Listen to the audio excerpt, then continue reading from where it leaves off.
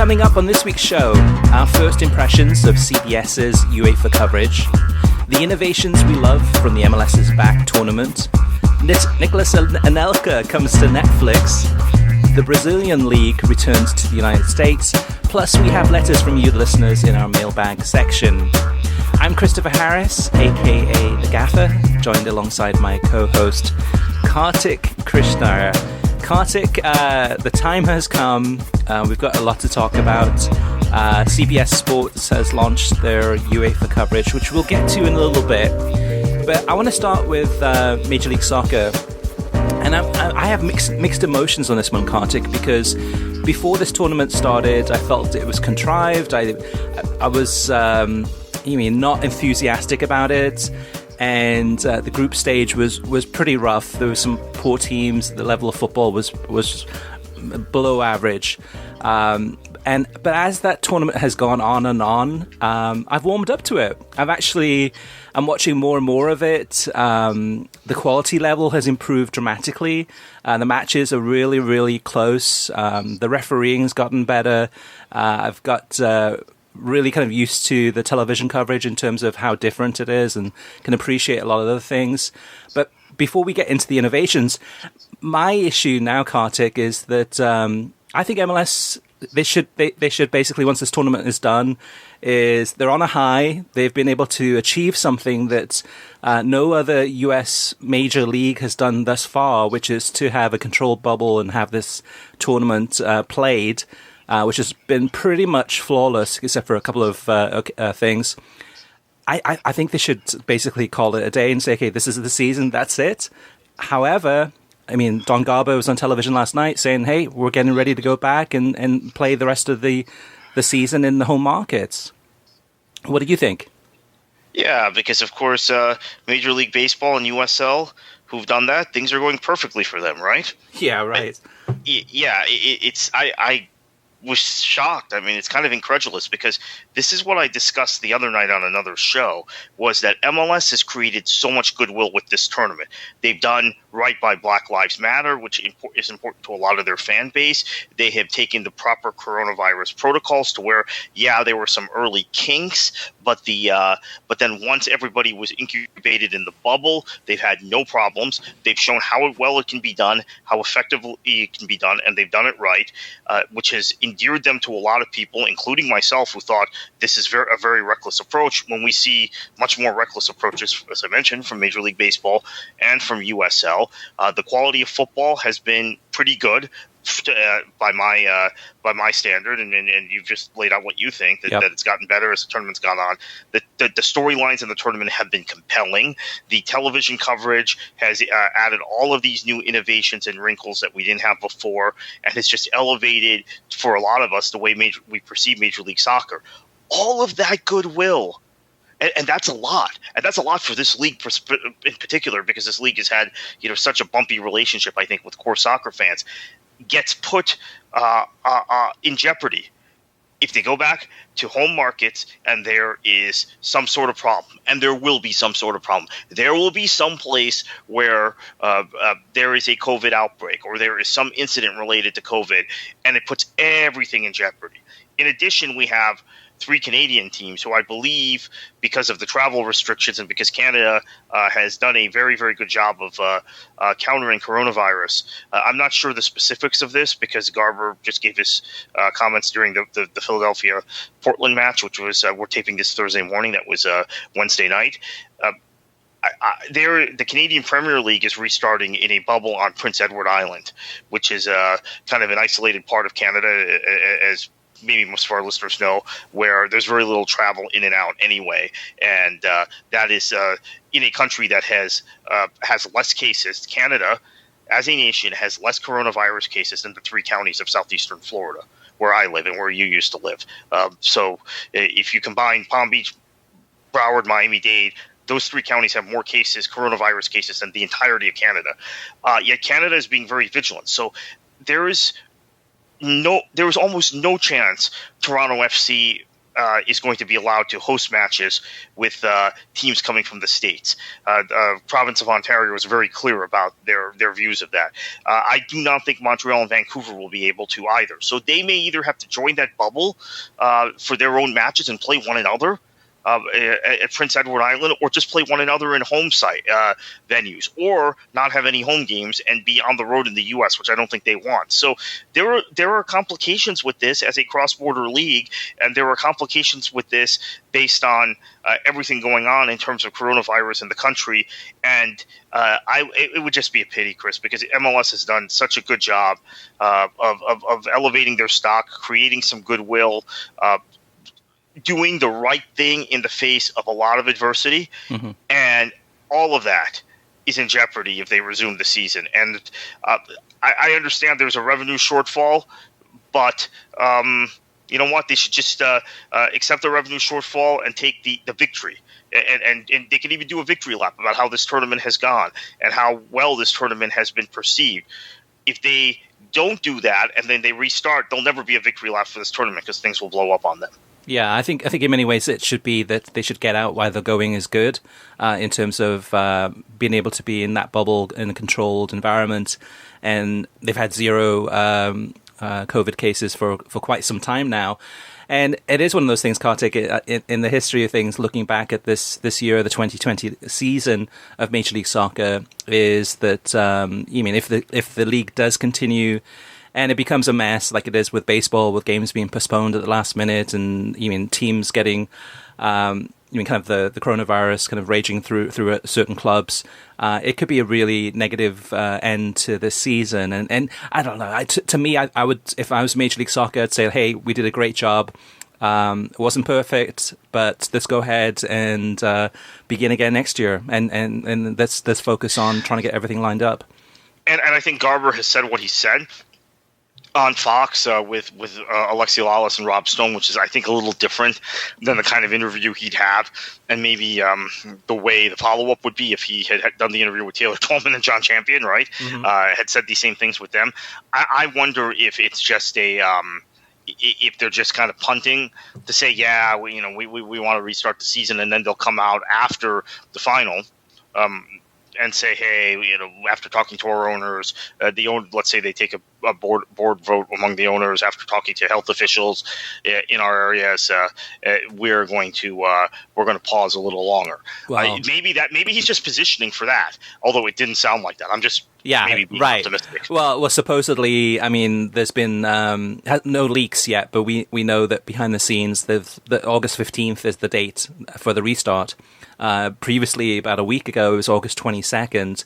So they have the schedules done, or they're at least reviewing those schedules. So it's a matter of, I think in many ways, it's a matter of waiting for this tournament to be done and then starting back up again. But the tournament ends on, Tuesday the 11th, right. Which you can imagine too, as far as, okay, here's the winners.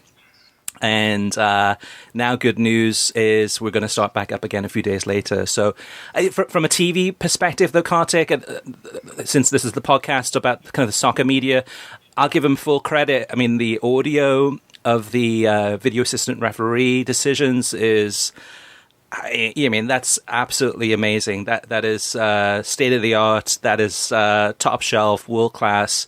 How they've been able to go ahead and work with the referees, and to be able for the viewer, for the actual viewer, to be watching it and hearing what they're saying, hearing the discussions, seeing the video going back and forth, and coming to.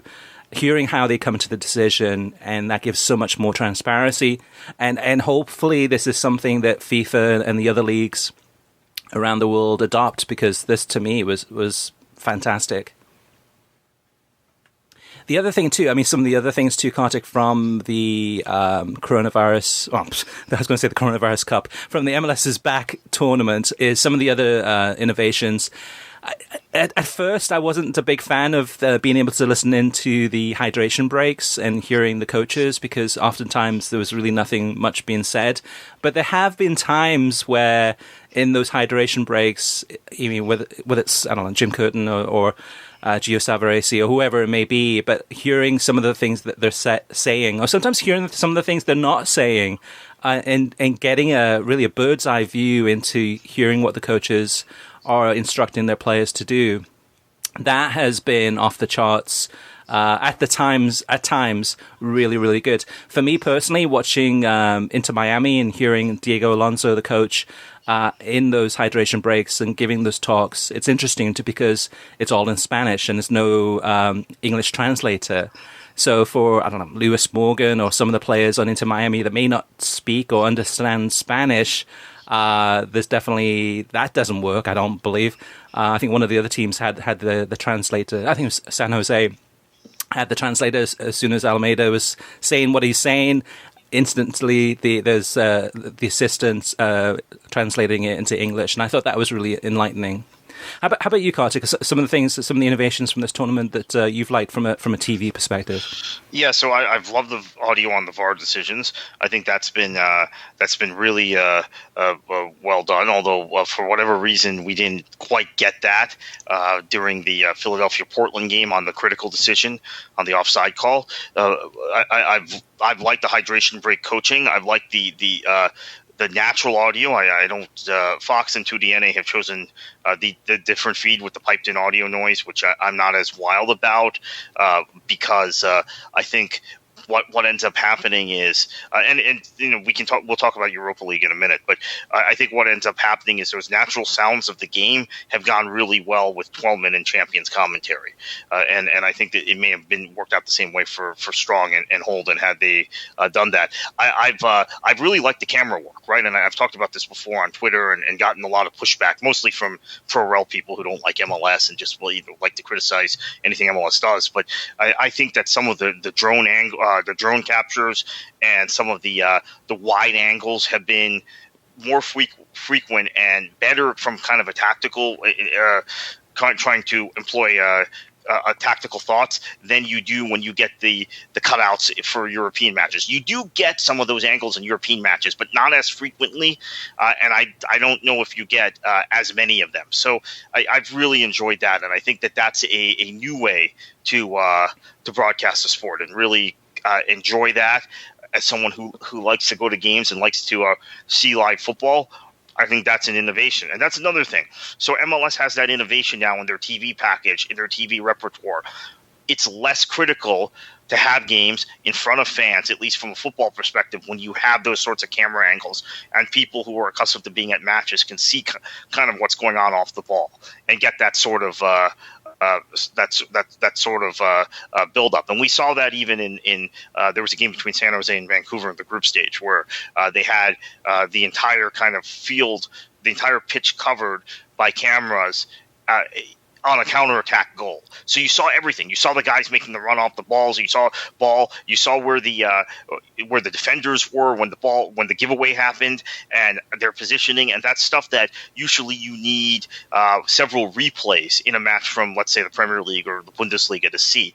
So that was, I thought, really cool, and I hope MLS and ESPN persist with those camera angles. It is possible it's just for this tournament. They put a lot more in terms of TV resources into this tournament, it feels like, than they normally do for MLS. Yeah, and that's another thing about this tournament. When we talk about the return of MLS regular season, I think you just revert back to the kind of TV coverage you used to have, which, quite frankly, is inferior to what we've seen this month. This month has been great. Yeah, absolutely. Yeah, and the thing about the drone cam too, Kartik, is I think it was like last week or a couple of weeks ago, I was saying, like, I don't understand what the whole excitement is about. To me, this looks like a normal game, but to me, the drone cam's almost like a helicopter cam. You mean, like, sometimes you'll see actually the drone cams are actually better than the helicopter cam because, like, sometimes for Premier League matches, you'll have a helicopter viewpoint and it looks above, and you really just see the stadium and maybe the fans filtering in or filtering out.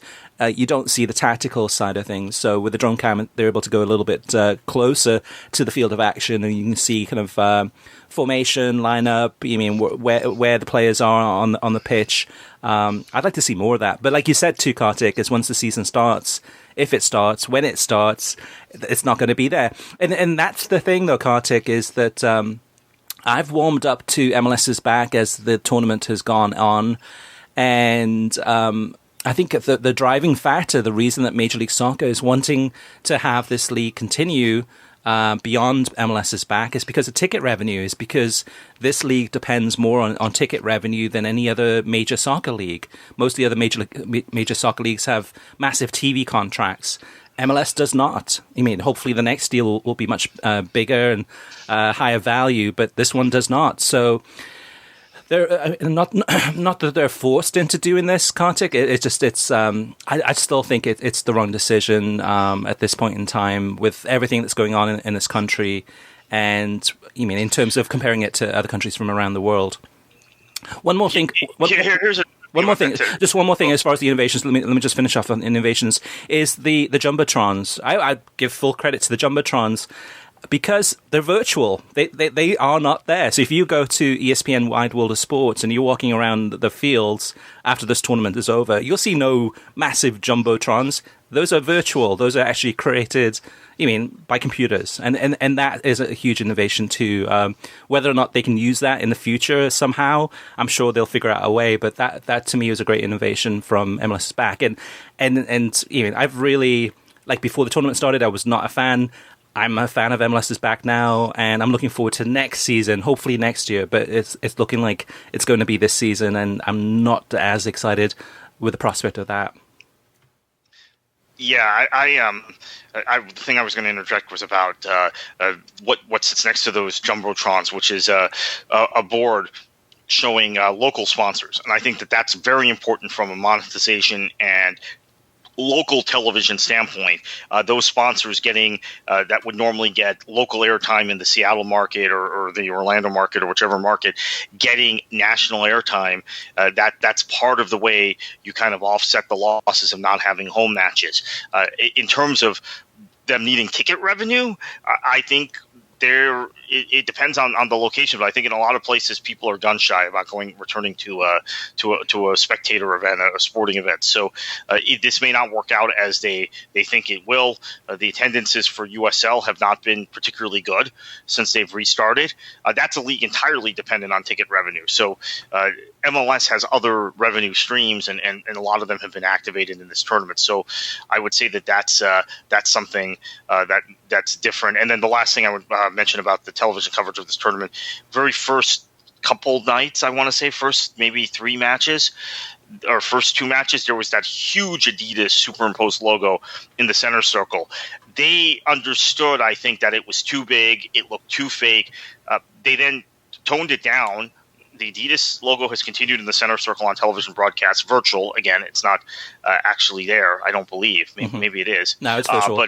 No, it's virtual. That's what I thought, because they toned it down. But now I've gotten used to it because it's small. It was intrusive those first couple matches, and it was because they had made it so big. Once they toned down that graphic, that's another innovation, I guess, and another way that maybe in the future broadcasters can monetize selling soccer and prevent.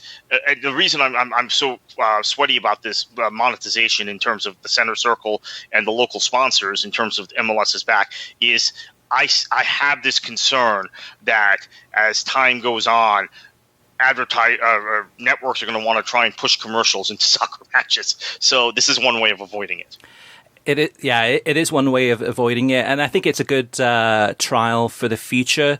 The challenge is that any match that's kind of accredited by FIFA, from international matches down to league matches, or official league matches, cannot have any advertising on the pitch itself. But it is a good trial because that's given FIFA at least the ammunition, for lack of a better word, to say maybe in the future we can actually go ahead and trial this. And knowing FIFA, they'll have their FIFA approved sponsors that are the Pepsi Colas of the world or whatever. They'll do some massive major deals, and that's something I could see at a future World Cup, and that would be an innovation that came from Major League Soccer. So yeah, I'll give them full credit, and I've enjoyed the tournament thus far. It hasn't been the greatest tournament by any means, but the level of competition has gotten better as it's gone along.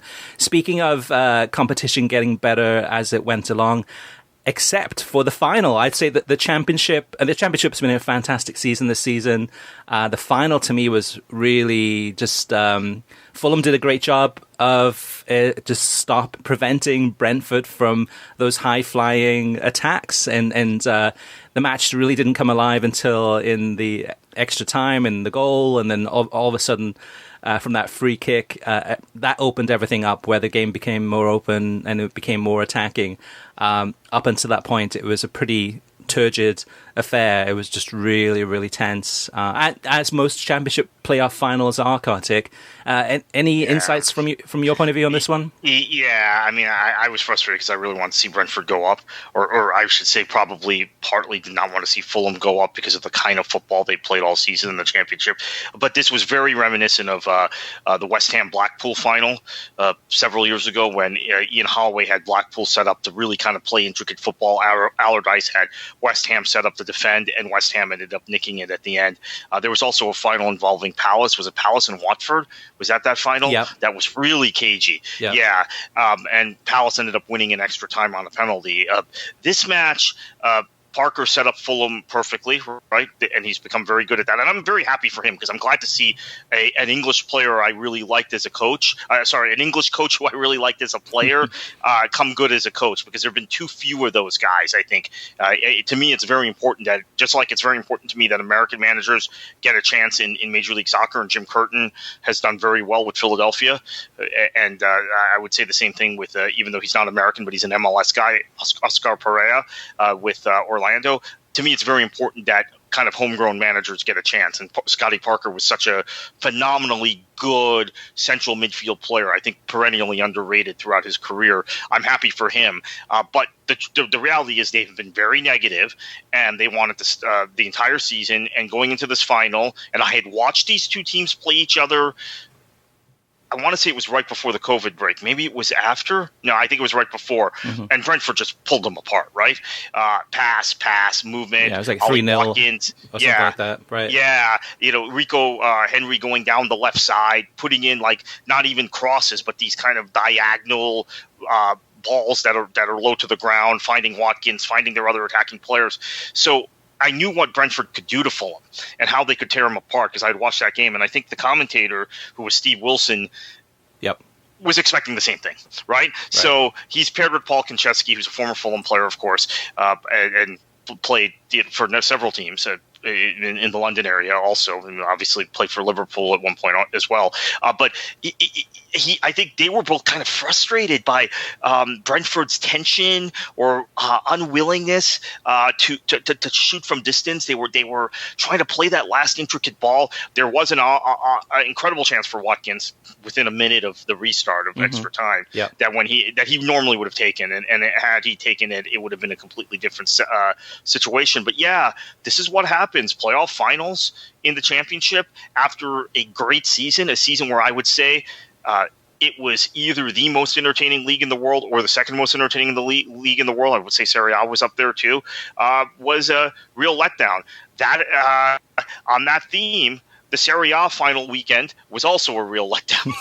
That was this past weekend. Yeah. And the Inter-Atalanta game was very good. I watched that match, but the rest of the matches were not very good. I want to mention for our listeners out there that may not be watching Serie A, Ashley Young looks like a young Ashley Young again playing in that league, and it was phenomenal in that match against Atalanta. I would say he was probably the best player on the pitch for either team. That's high praise at his age. He's 34, 35 now, but it also shows English players can move abroad later in their career. We've seen it with Chris Smalling as well, and do quite well. That's the thing about NBC when they created that Championship Sunday, is that it felt very American in terms of the final day of the season being the most important. And you look at, say, I don't know, the World Series, or you look at the Super Bowl, or you look at different American sporting events where that final day is that's the final. That's the championship. And oftentimes in soccer, the final day of a season or the final game in a final is usually underwhelming. And we've seen that with World Cup finals too, where there've been some fantastic teams coming in through the semifinals, and you're so excited for that final, and it's a letdown. I mean, the same thing from this past weekend. I agree with you about Serie A, but same thing from this past weekend with Lyon against PSG in the Coupe de la Ligue final. that was really cagey too. And it was 0-0 in regulation, 0-0 after extra time, went to penalty kicks. The Taça de Portugal, the Portuguese Cup game between Benfica and Porto, that one was really kind of a one-sided affair for Porto. Benfica didn't seem to be in it that much. And I think one of the Porto players got red carded. I think the coach got red carded too. And still, it seemed to be a walk in the park. It wasn't a really two-sided, exciting, down to the minute, like really, really kind of fun final. So I think that's learning lessons too. Same thing with the Premier League too. We talked about that last week, is that oftentimes those final days of the season are a letdown. That Man City against QPR, legendary game on the final day of the season way back when, that doesn't happen that often. That happens sometimes once in a lifetime. But similarly, the game that took place at the very same time, the match which result was also critical, was the Sunderland Man United match in 2012, and that was an awful match. Yeah. It was just dour, and that happens a lot on final days of the season. The other thing we see in the Premier League is that we'll get these 4-1 and 5-2 type matches when there's nothing on the line. I mean, I remember there was a great match, and it turned out to be Sir Alex Ferguson's last match between West Brom and Man United in 2013, which was 4-4 or 5-5, because both teams are they're just playing, right? There's nothing really on the line, which is something that kind of happened in the Atalanta-Inter match. I mean, I suppose that match was for second, which is for pride, but both teams had their Champions League spots wrapped up. Both teams were too far behind Juventus to catch them. I don't want to elaborate on this. We're obviously focused on broadcast, but I still think back to the match that got rescheduled between Inter and Juventus. It was the last match played before COVID, and Juventus won. And the match should not have been played, and Inter was in an area at the time that was being much more impacted by COVID. Remember, that match got delayed by a week, and then they moved the game up, and Juventus won, the title by 1 point. So I think Antonio Conte probably would have thought that maybe if that match had been delayed, as it should have been, to June when the league restarted, maybe Inter gets the result they need and they win the title. But who knows? I mean, because the rest of the season played out after that, and maybe it plays out the same way or plays out differently. But I was thinking about that when Inter beat Atalanta, and history will record in the final table that it was a 1 point. Juventus won the league by 1 point, right? There was also that handball, very controversial handball, right at the end of the Juve-Atalanta match, which salvaged a point for Juventus and essentially took 2 points away from Atalanta. So Serie A was very exciting this season. Does ESPN have a winner in Serie A going into next season based on how good this season was? That remains to be seen. I think from the television angle, that's very interesting to me, because I think there has definitely been an uptick in Serie A ratings as we've seen, Chris. The question is that sustainable, or is that just a restart bump because they were showing so many games on regular on regular linear ESPN and ESPN2? I'm not sure. Yeah, I think a lot of it is that for the new season, I think even with the Bundesliga, a lot of fans will go into it with hopes and aspirations that it'll be a different team that wins the title this season. It won't be Bayern Munich, it won't be Juventus, it'll be Dortmund, or it'll be Atalanta or somebody. And so I think initially those viewing numbers for those games, which we won't see if they're on ESPN Plus, no one will see other than ESPN Plus, those numbers should be greater. And I think Serie A has definitely won over a lot more fans this season, and having some of those games on on ESPN and ESPN2, especially during the coronavirus kind of pandemic, has helped Serie A. And now, speaking of Inter Milan, Kartik, let's move into the Europa League, and let's move into talking about CBS's coverage of the UEFA Europa League that began Wednesday. We're recording this on Thursday morning, so we won't know what the coverage is like on Thursday afternoon. And having said that too, we won't know on Friday's coverage what it's like of the Champions League. So a lot of listeners that are tuning in and listening right now will already know how good or how bad or how indifferent it is. My first impressions were positive, really, really positive in many different ways. Yes, there are things that need to be worked out. Some things were a little bit clunky, but for a first day, a brand new broadcaster, who's been thrown into this, up until just about a month ago, it was going to be Turner and BR Live doing it until they kind of sent those rights back to UEFA, and UEFA had to spin those around and have CBS buy them out. But there's a bunch of different ways we can go on this. One thing I'll mention, Kartik, and I'm not sure if you saw this morning, but as far as the appointments that CBS Sports have made, as far as the talent, one of the latest ones is Jim Beglin. So they've signed Jim Beglin for the rest of the season to be a co-commentator for CBS Sports. His debut for CBS Sports is going to be the Barcelona against Napoli game. So he's going to be paired with Peter Drury. So in many ways, Kartik, I think that CBS seems to be following an NBC Sports model rather than, say, a TNT model or a Fox model. And they're looking at getting the best talent available. Oftentimes it's English-speaking or talent from England. But from what I've seen so far, as far as the hires that they've made, I've been really, really impressed. What about you? Yeah, I have been too. Peter Drury, of course, called the famous, and maybe his most famous call was in the Roma second leg upset of Barcelona several years ago. So you're saying that he's calling another match between kind of an Italian upstart, because Napoli has not won the league in ages, but like Roma had the one league title in the late 90s. Against Barcelona, and that was one of the epic. Well, now that I think about it, that was only a few years ago, right? That was 3 seasons ago, 2 years ago. Yeah, 2 years. Yeah, but that I think is maybe Peter Drury's epic call, right? Was the way he called Roma's comeback in the second half of the second leg in Rome. So I think it's really cool he's calling Napoli Barcelona. Obviously, Barcelona comes in as a favorite, but Napoli has an opportunity, and I think Gattuso has been fine-tuning the team specifically for this match in mind. So that's neat.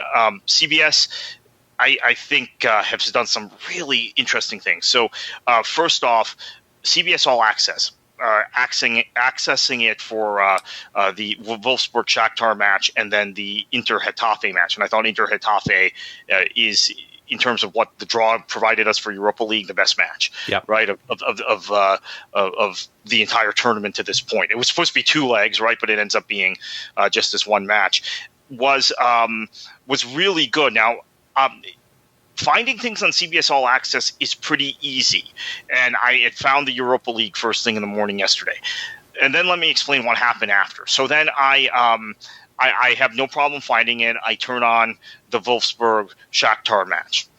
I get an alert from CNN that Dr. Fauci is doing an interview on CNN Live. So I switch off of my my auxiliary channels, the HDMI with the CBS All Access to the regular direct TV. I switch back, and I can't find the match. It's not on. It's not streaming anymore for me. I go through the CBS All Access platform, try and look up Europa League the same way I had found it in the morning, and it's not showing up. There's no Europa League listed as a show. I can't find a live stream of it, etc. I am really frustrated at that point, thinking I'm not going to see the match. I then decide to get kind of clever, or just maybe out of desperation, I type in UEFA Champions League. Champions League icon pops up, and then click on it, and it's got all the Champions League upcoming and the draw and all of that, and then there's a little thing that says related. So I click on related. There's Europa League. Yep. So from that point on, I was fine, right? See, Kartik, that's your punishment for not watching the game and going to CNN and coming back. That's your fault. Yeah, that was the punishment. But then after that, it was fine. And then overnight, this morning, I should say, before we recorded, I had taped CBS Sports Network. They had 2 matches, and it turned out to be the Manchester United match and then the Inter Getafe match shown again on CBS Sports Network. It was streamed. It was shown on CBS Sports Network the same way it was on CBS All Access. However, in between they had a show which appeared to be produced by UEFA, with all of the match highlights. So you got all 4 matches, and you got the extended commentary and extended highlights of 30 minutes. And I would say it was about 7 or 8 minutes on each match, or maybe not that many, maybe about 5 minutes on each match, and commercials. And it was something that we never saw Turner show during the entire time. Well, when I say the entire time, it was a season and a half. And I'm not sure if Fox showed that show. Maybe they did. At some isolated time, but that was a really neat treat. So I assume if you guys download this podcast as soon as we release it, and you go on your program guide and you have CBS Sports Network, they probably have the same thing in the overnight hours Friday morning, around 2 a.m. Or so. And just set your DVR and record it, and you'll get the full extended highlights. And I have to look on my program guide and see if they're doing it for Champions League also, because I did it in advance for this just because I wanted to see the first day. But now I'm realizing this is something that's probably useful if they show it the rest of August. Yeah, that's a huge positive too, Kartik. That's something that we got used to with FS1 and FS2. There's that if you did, or even Fox Soccer Channel, if you did miss a live game later that day or in the middle of the night, they'd have a replay of it. And that's something that was missing from TNT. So that will definitely win over a lot of fans who may want to go back and watch the game, or like you, watch some of the halftime coverage that might be a little bit different than what they're seeing. For me personally, I signed up through CBS All Access for the annual plan yesterday. I said, screw it. I'm just going to sign up for the whole year, get the savings. It's like a 15% discount. What I did notice is that the CBS All Access experience is quite different on each device. So through the web device, it's a little bit clunky sometimes to find what you're looking for. Other times I go in and it's right there. I see it. So I think that's going to take a little bit of a while to get used to, or a little bit a while for CBS to optimize that.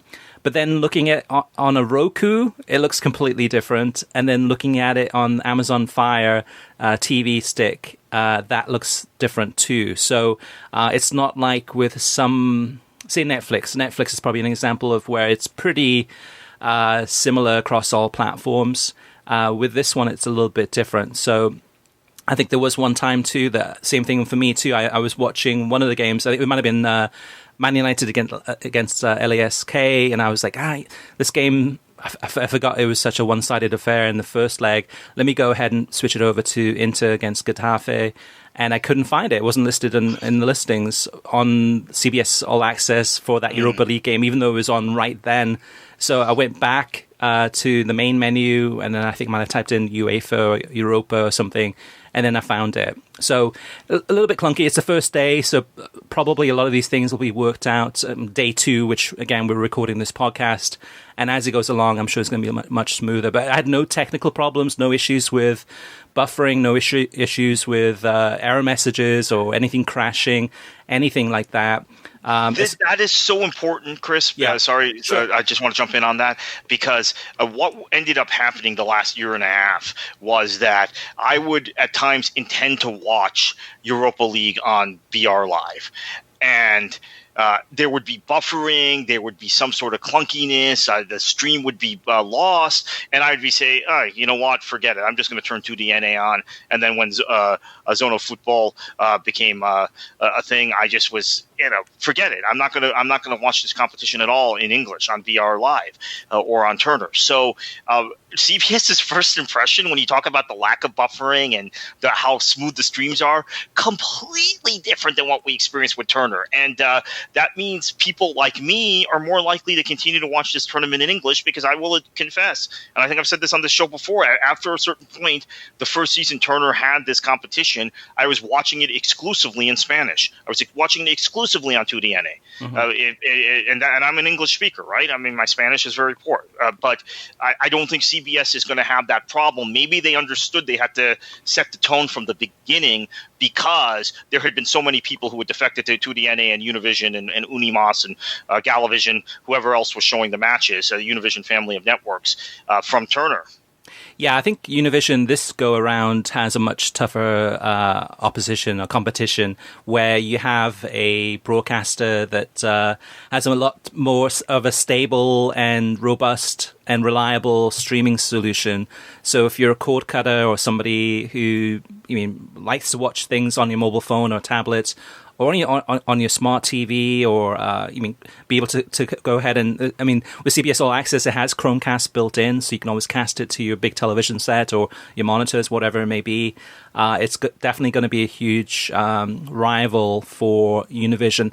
The other thing too, I think the talent is a big thing for CBS. By them going out and hiring some of the best commentators and talent from around the world to be featured in this coverage of the UEFA Champions League and Europa League, that is a deciding factor, I think, for a lot of people, myself included. So what we know is that, again, we're recording this on Thursday. Wednesday and Thursday, CBS, the talent teams are in London, and they're rehearsing. So their coverage from the studio will begin on Friday, the Champions League. And then Europa League, they will have the same talent, or many of the same talent, on Monday for the quarterfinals. And for all the Europa League games and all of the Champions League games, they will have the full cast.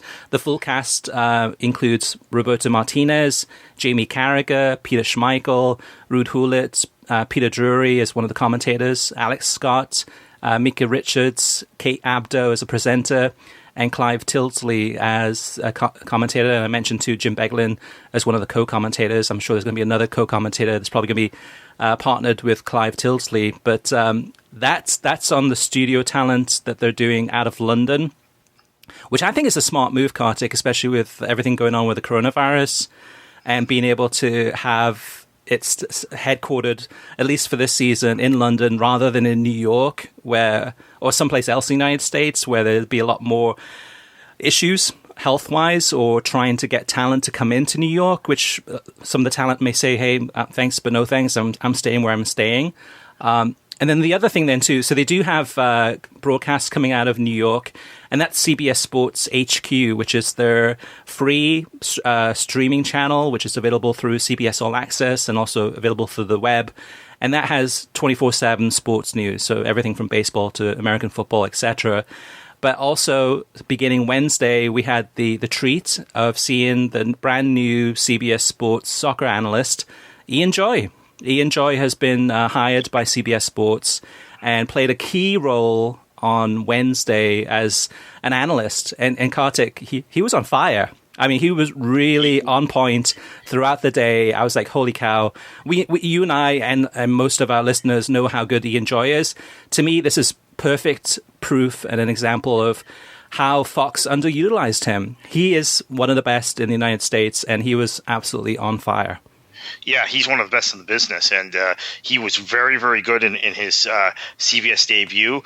And the thing about Ian Joy that you're going to see if you didn't follow him closely at Fox or BN is that he has a really deep understanding of all of these leagues. So he knows, and I think he's a perfect fit for continental football or European football, because he understands a lot of what goes on with Eastern European clubs. Obviously knows the Bundesliga as well as anyone in the United States, and also has a deep understanding of English and Scottish football, as well as the domestic scene, because he is American and played here domestically. So and played obviously a large portion of his career overseas as well. So he's been able to translate that into actually kind of this specialty role, where if you need someone, I would say he and Janusz Mihalik are the two guys that know the most about the most number of leagues in Europe in terms of analysts that are based in the United States and are American former American players, right? Yeah. So Ian Joy, if you didn't watch him when he was at BN, he already had this niche at BN that was developing, because BN was very focused on Spanish football, right? And the knowledge of some of their pundits when it got beyond La Liga, when they talked about other European leagues, wasn't there, other than, of course, Matteo Benetti. It was phenomenal with Italy always. But he developed that. Then he goes to Fox, does Bundesliga, does some World Cup, right? Does some World Cup and U.S. stuff, but really kind of focuses on the Bundesliga and Europa League when they had it. Now is probably able to do even more with CBS, and we saw on his first day how fantastic he was. Yeah, the interesting thing is to see what happens next season, to see if they continue with the London-based talent. We know that Kate Abdo is going to continue for next season, but whether she'll be hosting in London or hosting in New York, and whether for the next season, whether it'll be, say, Ian Joy, Kate Abdo, and several talent members to be named, or if they continue going through London and having it headquartered there and running with that. I mean, there's plenty of options. Right now, I think CBS made the right decision in going for this season with the London crew, and then making some key hires, and then looking at next season and trying to figure out, okay, which is the best way for us to proceed. The CBS Sports HQ, so what they did, for anyone who missed it, they had pre-game for about an hour before the games on Wednesday, and then post-match. I'm not sure if you caught the post-match, Kartik. No, I caught the pre-match. I didn't catch post-match. The post-match was even better than the pre-match. The post-match, they had Christina Unkel on to give her expertise on some of the key refereeing decisions that happened, and there were some big ones that happened in I think the Shakhtar game, and I think even the Inter game, the handball. So she went through in just intimate detail as far as why the referee made those decisions. And some of them were really controversial as far as, for viewers like ourselves or for an Ian Joy looking at it going like, why did the referee call it this way? Or why did the referee give a red card in a situation? And she went through so much detail and explained step by step exactly what happened, why the referee made that decision. And that blew my mind. I was like, wow, this is such good analysis and also good interaction between her and Ian Joy. I was like, this is solid stuff. This is really good. Hopefully she'll continue. And you kind of saw how VAR worked in that Shakhtar Wolfsburg match, because initially the referee calls a penalty, and Wolfsburg's going to have a penalty. The referee goes and looks at the TV monitor, comes back with, it's not a penalty, but it is a red card offense, and ends up being a free kick outside the area. So I would have loved to have seen, and I guess I can go back and watch it, Christina Unkel breaking down the decision-making for the referee, because that, I think, really kind of threw the commentator off, was that, wow, now it's a red card, but it's not a penalty. By the way, CBS, the first 8 minutes or so of that Wolfsburg Shakhtar match, no audio, no commentary. There was audio, field sounds. It took them about 8 minutes to get the commentator on, so I think that was one little kink. Yep. But once it was figured, once they got it right, and that was their first match, obviously, it was fine for the rest of the way. The one thing I will complain about, and this is the same thing with ESPN Plus over the weekend with the FA Cup final. ESPN Plus did a great pre-match show for the FA Cup final. Same thing here with CBS, and I went through trying to find the match and losing the match and all that. I had been watching CBS Sports HQ with Ian Joy and company in the pregame, and it didn't seamlessly go to the next game, right? You had to go find the game. And it was the same thing with ESPN Plus in the FA Cup final. And that was a mistake for me. At CBS, I kind of knew this was going to happen, so I was prepared, and I walked through that earlier in the show, what I did to find the matches before the little snafu with when I switched to CNN. But the ESPN does this great hour-long pregame show with hosted by Kay Murray and with Alexis Nunez and Don Hutchinson at Wembley. And then I'm expecting it just to go into the FA Cup final. And it's like over, and the ESPN thing comes up, your program is over. Mm-hmm. Yeah, that blue screen. Right. And it was it was crazy, I thought. And then I had to go back at ESPN Plus. it's more difficult to find things than in a lot of other streaming services. Then I had to go back and find the FA Cup final. I missed like the first 2 minutes of it because of that. Yeah, and it's one of those things, it's there. It's just trying to find it. And same thing with CBS All Access and ESPN Plus. ESPN Plus, actually, the post-match FA Cup coverage was fantastic between Dan Thomas and Craig Burley, and they brought in Stuart Robson and Don Hutchinson from Wembley Way. Some really funny scenes there, but some good analysis. But going back to CBS All Access for a second, and actually going back to CBS Sports HQ, some of the other names that they had available through Skype or through Zoom, whatever it was, but through a broadcast was they had analysis from Hector Moreno, DeMarcus Beasley, who is now a new CBS Sports analyst. A little bit rough in patches, but I think he got better as the day went on. Jimmy Conrad, who is now their betting person, giving betting advice. He's really excitable and fun to watch. That was a different role for him.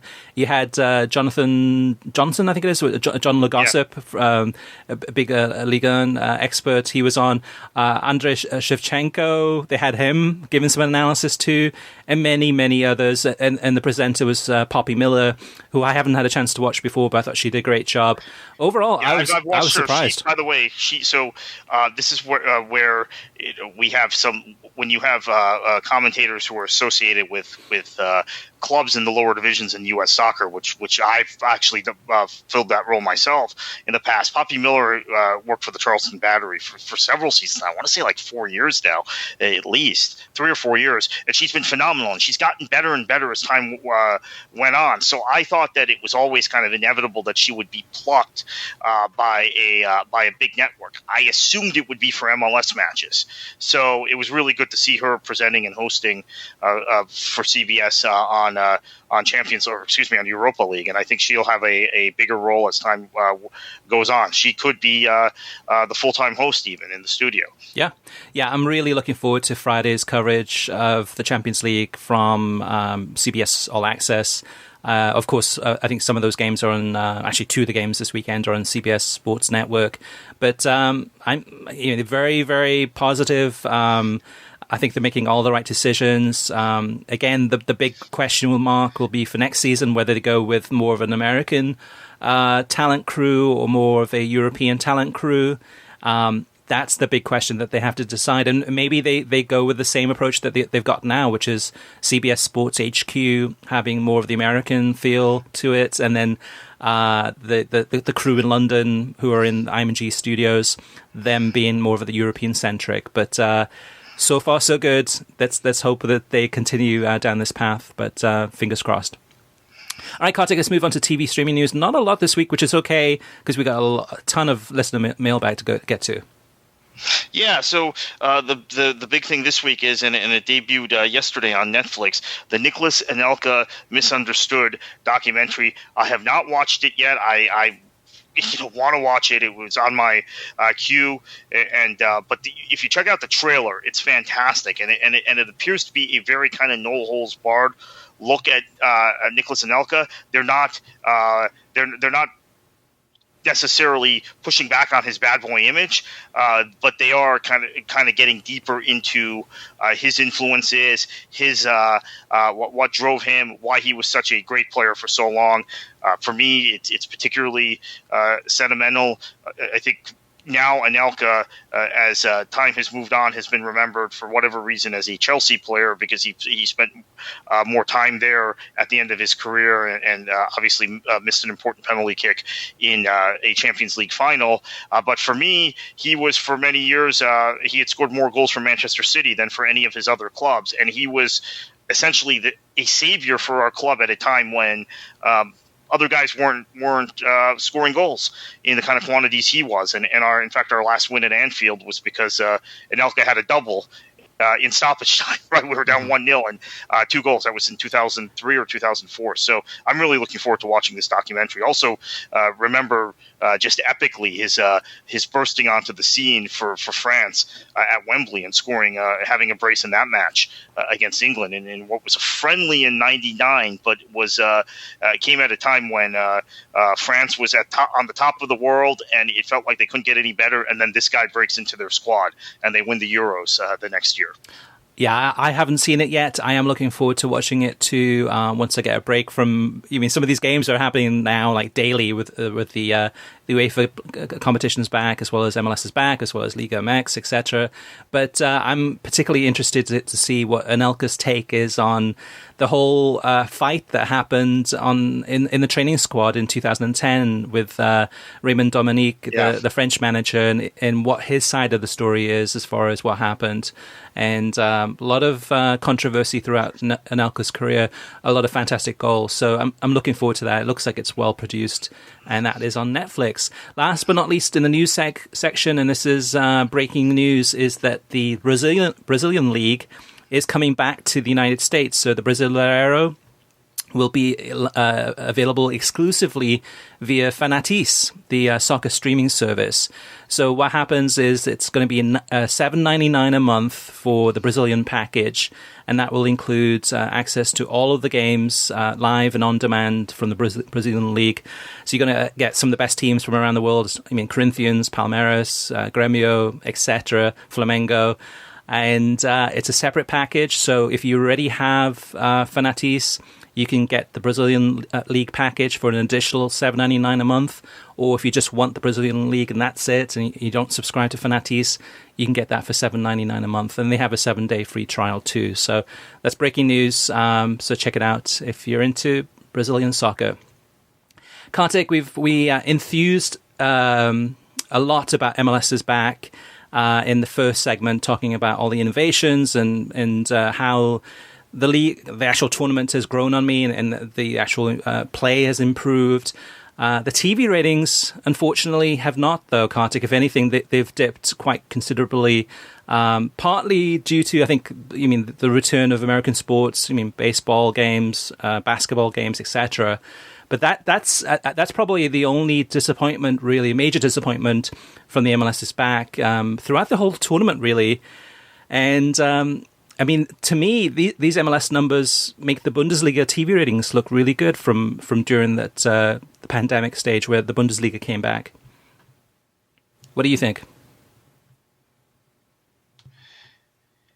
Yeah, unfortunately, I think it's just I don't know. We've gone through it the last few weeks, right? I think that there's been this lack of coverage in the mainstream media, this kind of inherent anti-soccer bias that is built into what people have thought, and there has been no real, unfortunately, effort in the mainstream sports media to credit MLS. There have been a couple of occasional times where I'm blanking out on it. I think it was a former NBA player gave MLS a lot of credit for what they were doing, but generally it's not there in the mainstream media, and the matches being in prime time, now competing with American sports, with baseball or basketball, have just plummeted the ratings, and it's I thought was going to be a big test of how MLS did at a time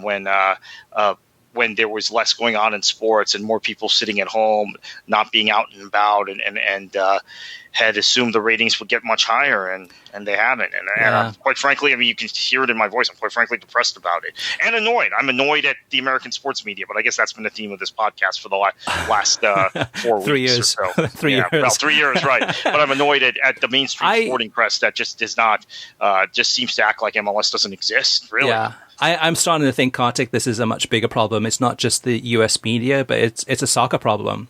You look at the number of soccer fans that watch the sport in this country, and if you combined Liga MX, Premier League, Bundesliga, you get down the list, you can combine all of those leagues together and put them into one big bucket, and it's a huge bucket. Those numbers are large.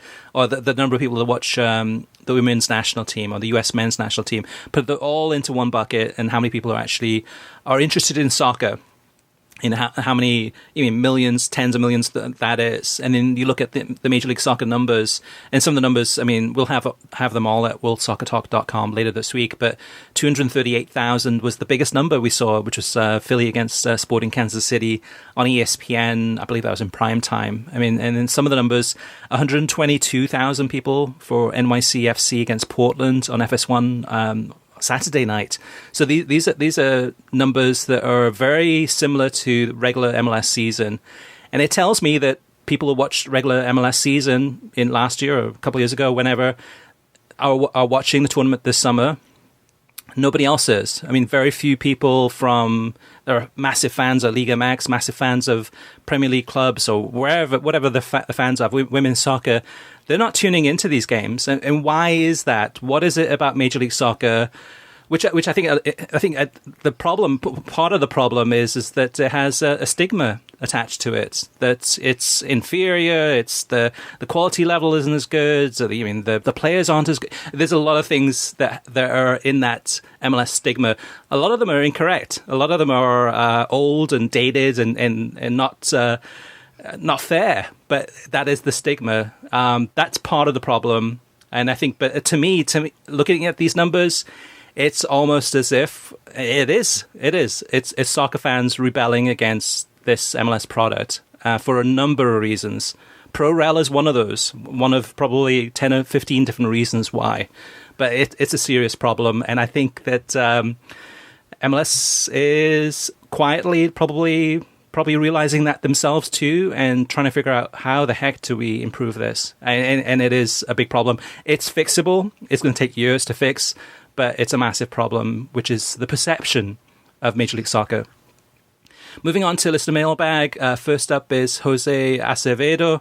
And Jose says, CBS taking a page off the pre-2011 March Madness playbook with a whip-around format for these round of 16 matches.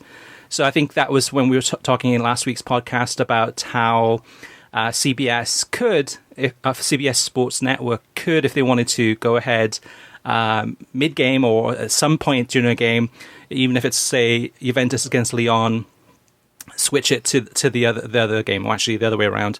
But that's what Jose's take is on this. I did get clarification this week with a conference call with CBS Sports, and I spoke to their top producer for the soccer coverage, and he said, no, it's not like that.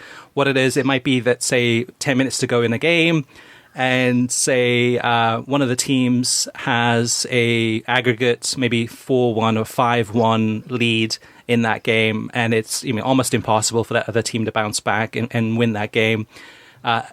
With 10 minutes to go, they might go ahead and say, hey, we're going to go ahead and switch coverage now to the other game, which may have more meaning in terms of the last 10 minutes and something could happen in that game.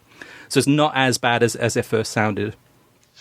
Yeah, because I will say in that college basketball time period, honestly, it was so annoying because they would switch matches, switch games right in the middle. There were times that I was focused on a specific team and I missed large portions of the game, and that changed when Turner became a co-partner of theirs in NCAA tournament coverage. But at one time, the entire tournament, every single match, every single game was on CBS, and there, as people who follow college basketball know, all these games are simultaneous. So so many of them, they would just switch back and forth randomly during games. So I'm relieved to hear that's not going to be what happens. Yeah, so we have a lot of feedback about US soccer, actually US sports media and the poor ratings that MLS Is Back has gotten, and and also how a lot of sports talking heads ignore soccer. First up is Kyle Green. Kyle says, I have some experience being a fan of a sport that was trying to grow its fan base. Growing up a Detroit Red Wings fan in the NHL, I had to suffer through the Fox era with the glowing puck and other attempts to grab a share of the generic sports audience. I remember the early NBCSN era and them straining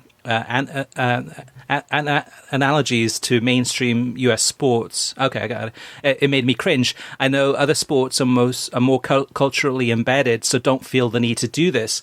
But if I've learned anything from being a hockey guy for 30 plus years, it's that it's best to keep the long-time fans happy than upset them in an unlikely bid to draw in potential skeptic or hostile fans of US mainstream sports. Also, during a recent show, Kartik mentioned a book he was reading about English football. Could you let me know what that is? Kartik, which book is that you're reading? Which book was it that I was reading? First off, on the NHL commentary, the hockey commentary, spot on. I think that's that's a really important point, because I've heard that from my hockey fan friends, not only about Fox but about NBC at the beginning. And there was a period in between Fox and NBC when ESPN had exclusive hockey rights before it went to Versus and NBC, and the coverage was much more kind of hockey centric, like hockey speak, versus mainstream American sports analogies when it was on ESPN, believe it or not, because I know a lot of people think in this day and age, and I'm talking about 20 years ago now, in this day and age, ESPN tries to dumb down some of their coverage to make it very Americanized. But we see with soccer, they don't do that. So that was the experience with hockky. I'm trying to remember which book. The David Goldblatt book? Maybe. Well, in fact, I have it right here. Let me look at what it's called. The Age of Football. That's it. And that is going to give you every kind of like socioeconomic and political look at the sport at this point in time, from about 2005 onwards. And the book came out around Christmas time this past year. So basically, I think the cutoff is toward the end of the 2019 club season. So it's going to give you just kind of in the very David Goldblatt narrative fashion. So that's quite good. And then there is actually a book about English football called The Game that's just come out that I want to check out and read. And that's a more photojournal of English football. So maybe we'll talk about that on the podcast in the coming weeks. So Michael says, I love your show and I listen every week, but I don't understand trying to compete with American sports culture. America has football because rugby was brought over from across the pond, but we wanted our own version of the gladiator sport. America loves baseball because it's our version of cricket. Even as far back as the Civil War in the mid-19th century, the soldiers on both sides played baseball when there were lulls in fighting. Instead of trying to change culture, we should try to just put a better product out there.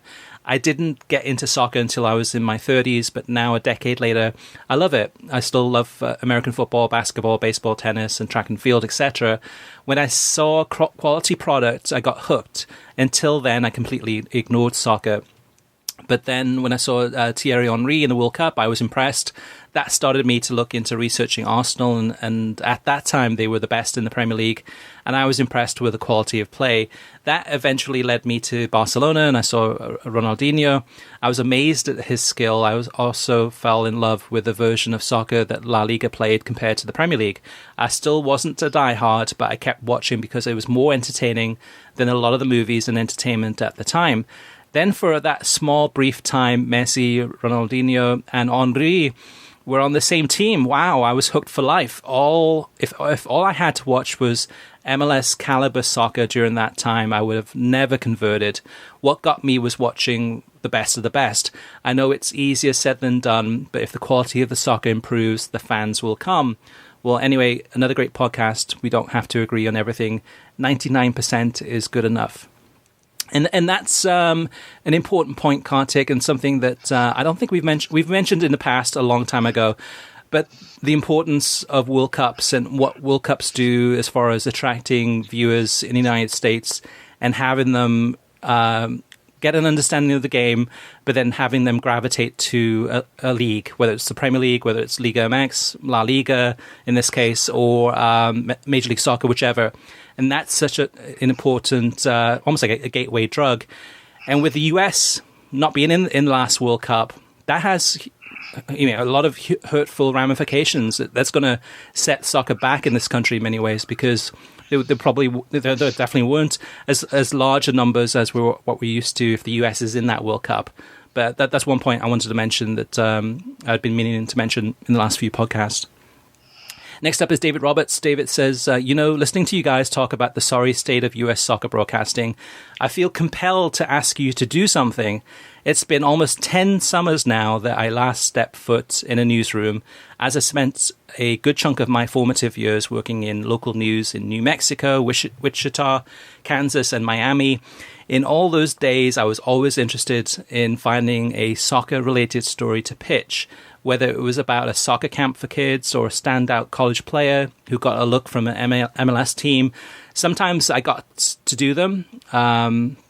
Sometimes I didn't, but I would like to urge every young person out there who is actively trying to change the soccer landscape in this country to give serious thought about going to broadcasting school and working at a TV station, website, or radio station. It's hard work to change a culture, but if we have a generation of soccer fans working at it bit by bit, we can.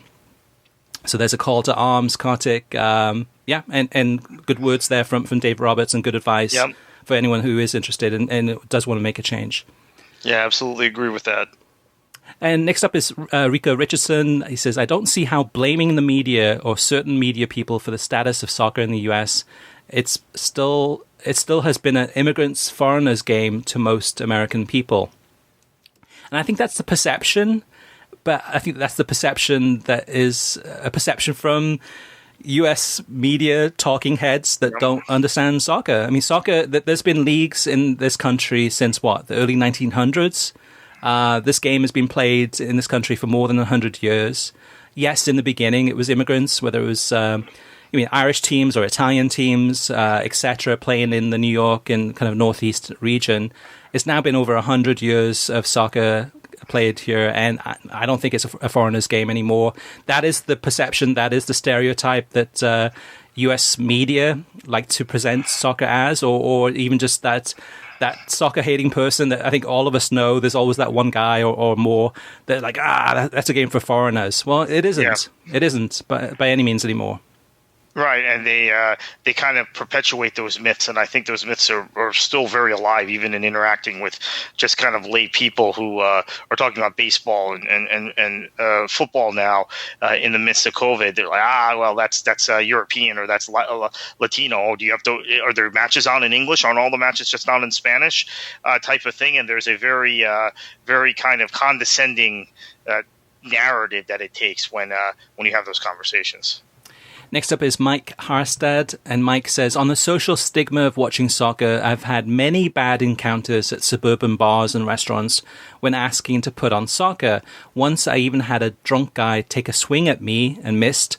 It was actually hilarious. You'd have to pay me to watch ESPN normally when there's no soccer on. Nico Casas says, your past 3 episodes has been reaffirming my belief that the American mainstream media continues to ignore soccer. I listen to roughly 25 podcasts a week. I watch local news and national news, and it befuddles me next that Major League Soccer and NWSL are playing outstanding and classic tournaments with little to no interruptions from COVID-19. These media outlets continue to ignore domestic soccer. Listening to the New York Times, The Daily podcast recently, talking about the MLS, the Major League Baseball strike, and I really don't expect them to mention soccer, but I'm receiving my weekly newsletter from Mikey Barb, I think it is. The subject line was Life Without Sports, with a little write-up by a writer about Major League Baseball's failures. He claims that at least we have the NBA. There's been sports going on. What are the New York Times and the Daily talking about? I also listened to Dr. Sanjay Gupta, like a therapeutic podcast, and he's a huge college basketball fan, and he mentioned the NBA on many occasions, especially with the bubble. There was no mention of NWSL or MLS with the bubble. Wouldn't woke CNN fans want to know this? And he goes on and on and on about this. My question is... let me just finish up. So my question is to the fans of the beautiful game, what should we do? Should we send angry tweets whenever someone, mainstream media, ignores soccer, emails to editors, or just accept that there will always be a fringe sport like golf, tennis, or NASCAR? I really don't know. So the CNN coverage, I'm glad you mentioned that, thank you, really frustrated me, and it is actually what sent me over the edge when I tweeted that thing the night of one of the MLS Is Back matches that then Taylor Twellman, who was commentating on the match minutes later, retweeted and got a lot of traction. I was actually watching CNN at the time because CNN was talking about the return to sports, and they were talking specifically about the NBA. And I was so frustrated because it's the same network that is kind of woke, definitely leans left in their political coverage, no question about that, and had had Commissioner Garber on a live broadcast, a live news show just a few days earlier talking about MLS returning, and had done a whole feature on the Bundesliga returning during their news programs. But then there's this Bleacher Report aspect of news that seeps into CNN's coverage. So then whenever they go to talk about sports, and they've done it actually this morning, I have it on and CNN on, and ironically enough, Dr. Sanjay Gupta is speaking right now. I have CNN on as we're recording this. It's on mute, obviously. But I just saw a whole thing, a Bleacher Report segment, where there was no mention of soccer, right? It's basketball, it's baseball, it's American football, it's UConn canceling their season in college football. So I think there's this Americanization from the American sports desk at Bleacher Report that seeps into CNN's coverage. Now, when CNN, which is an international network, has had the occasion to actually do something editorial through their news division, they have covered the Bundesliga. That was covered as a news story. MLS, Don Garber came on an hour news block with Brianna Keeler, who I think everybody knows is a political reporter, is a political person. So I think that there is a split here where CNN knows their audience is very woke and is probably into soccer, the kind of the political side of it, but then there's the newsy side of it where they're still very American and very traditional. So thank you for that feedback, because I have been equally frustrated, particularly by CNN and by MSNBC, by the way. Same thing. They've acted the same way. Yeah, for me personally, I don't watch much news. I mean, because I'm not into politics that much, and so I just stay away from all of that just because I got better things for me personally that I enjoy doing. So, and a lot of it is soccer. I mean, that is kind of my love. I got many loves, but soccer is one of my greatest loves, always has been my whole entire life. So for me personally, I have access to more soccer now than I've ever done, and get to enjoy watching broadcasts from around the world, including the United States. And I kind of just focus on that. And rather than trying to, it'd be the same thing if somebody came to me, knocking at my door saying like, hey, you need to love American football. Here's the reasons why. Isn't it great? Blah, blah, blah, blah. And it'd be so annoying. So for me too, personally, like in the past, I've coached a lot of youth teams. My wife is a soccer coach. Anytime I'm talking to someone about soccer and it comes up, we'll have kind of a nice, frank conversation about why I think it's so great and so on and so forth. But I'm not on a mission to change, in the United States and get people understanding or liking soccer. I think it has to come naturally. And I think it's one of those things that it's frustrating that the US media is not paying attention to it or not even giving it the time of day. But it's very difficult to change people's perceptions and people's knowledge of sports, specifically soccer in this country. By the way, that book, just backtracking a minute ago, is What You Think You Know About Football Is Wrong by Kevin Moore. And it's a book that was sent to me actually by one of our listeners, Robert Thompson. So that was actually the book I think we were referring to, because that's a very kind of anglicized book, but really takes a lot of shots at what the English perceive in football, which is a lot of the same biases I complain about in English commentary. Kevin Moore goes after. Good timing. Yeah, good timing on that one too, Kartik, because Robert Hay just wrote a book review on that one, and we're going to publish it on worldsoccertalk.com within the next day or two. So check that out too for some more thoughts and opinions about that book. Moving on, Disco George says, about the crowd noise in MLS Is Back, I would watch a near silent broadcast with John Champion being snarky against Taylor Twellman every single time over some of the messiness of Fox's crowd noise. There were matches in the group stage where the sound balance between the commentators and the fake crowd noise was terrible. The crowd noise was cranked up way too loud. For the knockout rounds, they've been trying to import teams' home stadium songs and chants, and it takes you right out of the match itself at times.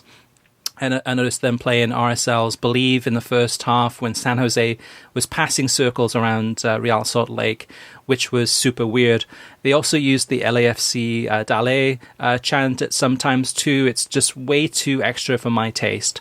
So yeah, I agree that too much is too much. But sometimes I think with John Champion and Taylor Twellman, especially in those earlier games, earlier in the stages of the tournament, it was too little because there was, nothing going on in the game. Both Taylor and John were pretty quiet, and it felt like I was just watching paint dry at times. As the tournament's gotten better and you're hearing more of the natural sounds and the actual action on the pitch has gotten better, then John Champion and Taylor have gotten more talkative at times. Having said that, too, I was watching Wednesday night's game, the Portland-Philadelphia game, with John Strong and Stu Holden. And while I think that John Strong is a good commentator, he just talks way too much, just too much stats. I'm like, oh my gosh, this guy's just in almost like a broken record going over and over and over again. I'm like, okay, just talk about the game itself that's being played in front of your eyes, please. That just felt like too much. But as far as the crowd noise, I think the Europa League has it, and it sounds good. It doesn't get in my way, but I can see that if it's too much and tries too hard, sometimes it can be a negative there. Just a few more comments to go. Ted Hill says, just now finishing the podcast, loved the discussion on MLS being between a typical American sports and Euro-style soccer leagues. Definitely agree that the time is now to choose a path either way. Personally, I think they should align with world soccer. Ibrahim says, I'm a big fan, been following you guys since 2012. So I'm on my phone with my cable company Spectrum, who I've been paying $120 a month, mainly to watch Arsenal FC. And I am cancelling my cable service. My question is to you, if I subscribe to this new Peacock premium service, will I get access to the same games I had on my cable channel plus NBC Sports Gold next season? And the answer is no, unfortunately. I mean, so that's the thing. So with CBS All Access, I love it because you get access to all the games. With Peacock Premium, you will get access to 46% of the Premier League games next season. Now, those remaining, 54% of games, some of them you will be able to catch on NBC over the air. If it's an Arsenal game on a Saturday at 12:30 Eastern time, that you can watch for free if you have a pair of rabbit ears or an indoor HD antenna. So the over-the-air NBC games plus Peacock Premium will give you about 55% of the games.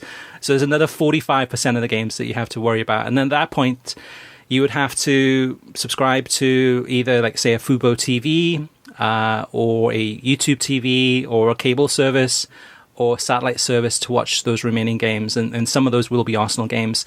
Those are the games that are going to be on NBCSN. So yeah, I'm frustrated with NBC's offering, but it is what it is right now. I mean, they're not going to change it anytime soon. Mike Zale says, regarding last week's podcast, and more specifically the discussion on why the NFL has an unbreakable hold on American culture, to me the reason is quite simple. Betting and gambling. For years, I was an NFL season ticket holder for my local team, and I was amazed at the number of people sitting around me who had more interest in individual player stats and what was going on in other games around the league than the team they spent $100 or more to see in person. Their reason, fantasy football. Fantasy football and sites like DraftKings and FanDuel have given even more casual NFL fans a sense that they can successfully pick a lineup that will win them money. That said, in many ways, the NFL has become very predictable. For example, Patrick Mahomes is always going to be involved in 3 touchdowns every game, and the Dolphins will always be among the teams that surrender the most points. On the other hand, soccer is very difficult to predict. Yes, one can bet on soccer matches or even have a fantasy team, but the chances of winning money are less likely than in the NFL. So while the unpredictability of soccer has greatly contributed to it becoming my favorite sport, that same unpredictability is what keeps other people away.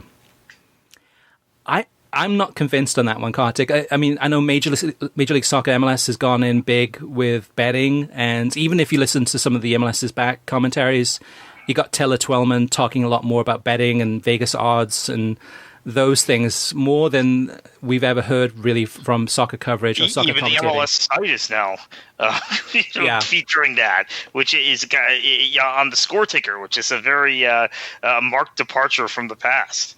Yeah, and without a doubt, gambling is big and becoming bigger, and the NFL is linked really, really closely with that. I don't see that as being a soccer problem, though, and I don't think that's going to change soccer. I don't know, for the future. It makes it more popular or less popular because of that. Next up, Dave Brunk says, "Hey guys, quality work as always. I listened to this past week's podcast over 2 runs, and I wish I had a piece of paper and pen with me each time. A few reactions I have.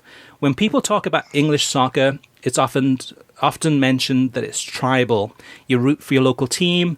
I feel the NFL is very similar. I've been lucky enough to go to both Premier League and NFL games, and there are a lot of similarities. Premier League teams have chants. NFL teams have phrases that are cheered. Premier League walk up to the stadium is a sea of the same like-minded fans. Tailgating and walking up to the NFL stadium gates is very much the same." His next point is, "I agree that EFL Championship games are generally more exciting than the Premier League. Unpredictable, skilled youngsters, and something to play for draw me in. I'm not excited to sign up for another streaming service where the only thing I may be interested in is the Champions League. I plan to use Galavision and work on my Spanish. Regarding MLS Is Back, the games I watched early on were super physical and inconsistently refereed. Once the Houston Dynamo were knocked out due to 2 controversial calls against the LA teams, it just reinforced my thoughts that the league is so biased against the non-LA and NYC teams. Thanks again for the discussion and in-depth knowledge you share." Dave says, and this is the last comment in the list of the mailbag, "I feel the discussion regarding club versus national team soccer is very important to understand the sport's place in our country. You guys have mentioned that ratings for club soccer are low compared to other broadcasts. However, the ratings for the World Cup and Gold Cup have drawn very high numbers. For example, over 26 million saw the 2014 World Cup final, including 17 million on ABC. That's more than what non-NFL broadcasts usually bring in. Also, almost 9 million people watched the recent Gold Cup final. I feel the reason for this is one you guys have discussed previously. In America, when people think soccer, they think national teams competing in the World Cup rather than clubs competing in the Champions League or MLS. If soccer is going to become a full-time sport rather than a summer-only event, sports media will have to give more coverage to the Champions League and other club competitions." So while I agree with that, having the Champions League primarily on CBS All Access is not going to help that. If anything, it's going to kind of put them into a corner and say, okay, well, most mainstream sports fans in the United States are not going to find those games. I mean, I think CBS All Access has about 4 million subscribers. ESPN Plus, I believe, is 8 million subscribers. But those are very siloed. I mean, those are not your, ESPN with 85 million subscribers. So it is, that's not going to change it, unfortunately. But it is a good point from Drew. Any thoughts on that, Kartik, about the national versus club soccer side of things?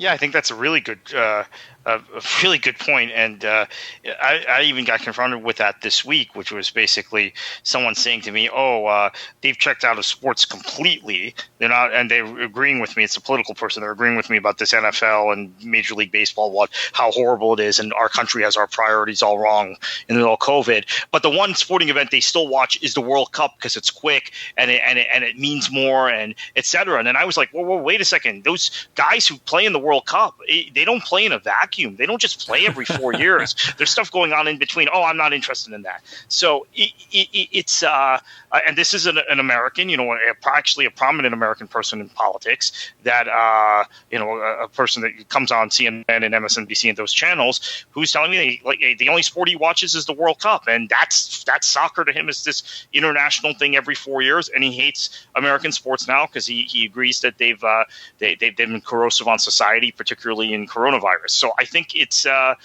is a perception a lot of Americans have of the sport is that the national teams are somehow dominant or take precedent over club teams, which is not the case.